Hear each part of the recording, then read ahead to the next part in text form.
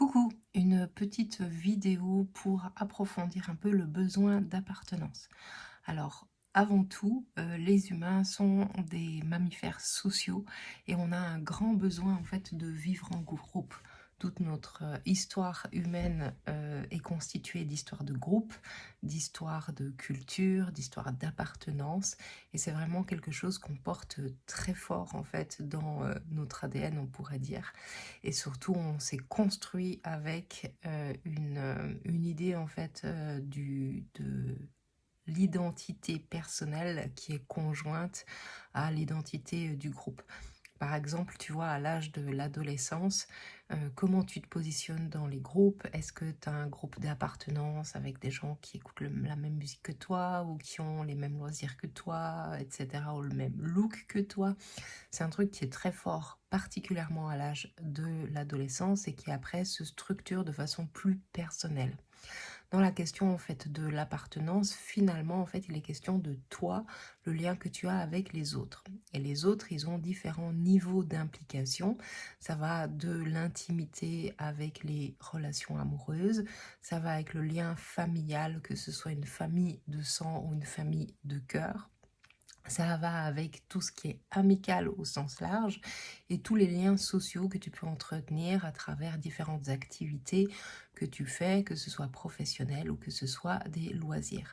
Chaque être humain, il a un besoin en fait de connexion, un besoin de lien à l'autre qui va lui être propre. Il y a des personnes qui fonctionnent avec un très grand besoin de solitude pour pouvoir être en lien avec les autres. Il y a d'autres personnes qui se rechargent très fort avec la connexion à l'autre. Et du coup, la première question que j'ai envie de te poser, c'est est-ce que être avec les autres, en général, hein, tu peux choisir quel type de personne, est-ce que ça te recharge ou est-ce que ça te coûte de l'énergie?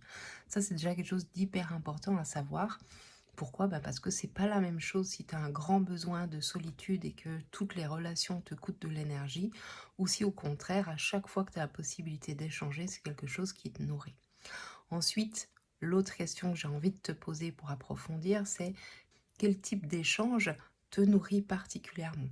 Par exemple, il y a des personnes qui vont être fortement nourries par tous les échanges qu'on peut trouver dans les fêtes, le côté rire, blague, plaisanterie, joie. Il y a des gens qui aiment être dans quelque chose de plutôt superficiel, ça veut dire qu'on va échanger sur des choses qui sont pas forcément profondes, mais en vue d'être dans une énergie qui est plaisante. D'autres personnes qui vont être nourries par la compréhension, par les échanges philosophiques, par les échanges politiques, peu importe. Il n'y a pas de jugement en fait sur ce qui te nourrit. Par contre, ça va être super important que toi tu saches en fait quels sont en fait les échanges et les communications qui sont importantes pour toi. Quel type en fait de besoin tu as à ce niveau-là.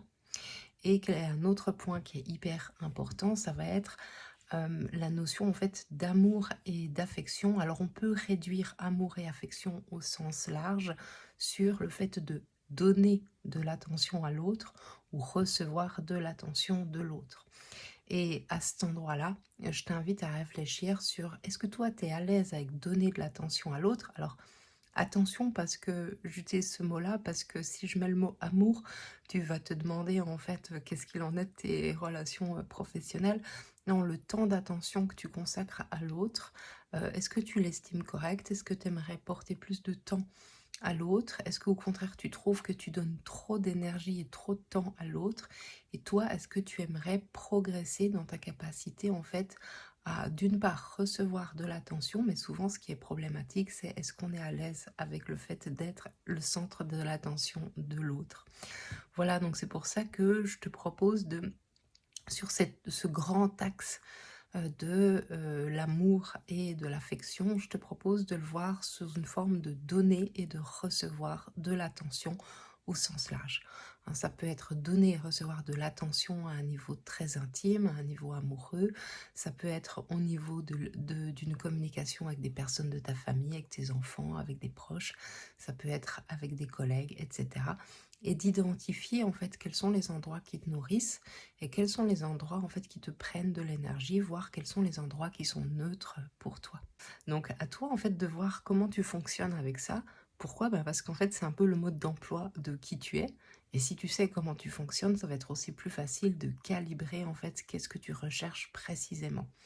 Hein, par exemple, si tu veux plus de connexion avec des personnes à l'extérieur et que tu te dis, ah bah tiens, je vais m'engager dans quelque chose d'associatif, ben, est-ce que tu as envie d'un truc festif? Auquel cas, ben, une asso qui propose, je sais pas, des concerts, des célébrations, ça pourrait être carrément chouette. Mais si tu veux un engagement politique ou philosophique, ça va peut-être pas être la bonne asso pour toi. Donc voilà, je t'invite vraiment à penser à ces deux axes, donner et recevoir de l'attention, et quel type de communication te nourrit, quel type de communication te bouffe de l'énergie et quel type de communication est neutre pour toi. Ça va te donner en fait un panel assez large et ça va te donner beaucoup plus de précision sur qu'est-ce que tu peux investir.